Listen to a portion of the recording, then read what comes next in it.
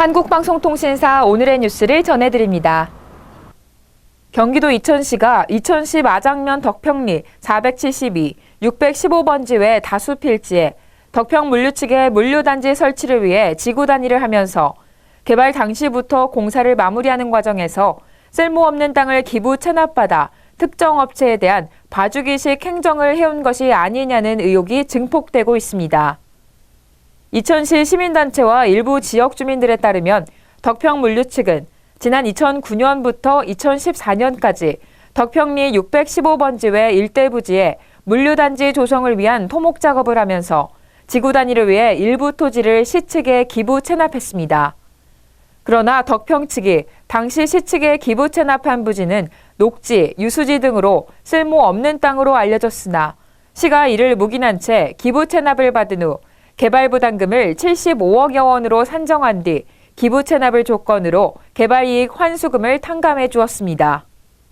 이 같은 사실이 알려지자 시민단체와 지역 주민들은 이천시가 지구 단위 계획구역 지정 시 생산관리지역이 포함된 토지를 기획관리지역으로 변경한 데다 건축물 길이가 100m 이상, 그 밖의 지역은 150m 이상 되는 지역은 도시계획위원회의 의견을 받아야 하는 절차가 있는데도 위원회 측의 의견을 묵살한 채 일방적으로 지구 지정을 완화하는 방법으로 불법 행위를 저질렀다는 것입니다.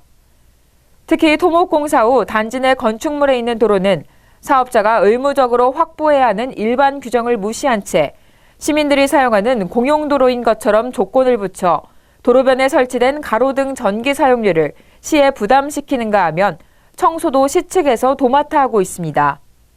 시민들은 이 같은 행태도 현행법상 공공시설은 시에서 관리하게 돼 있는 법규를 악용, 덕평 측에 특혜를 주려는 의도가 아니냐며 의구심을 제기하고 있습니다.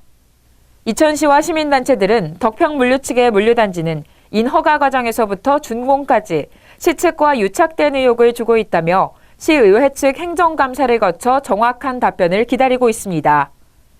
이들은 정확한 답변이 없을 경우 감사원에 의뢰, 감사 청구 후 사법당국에 고발하려는 움직임을 보이고 있습니다.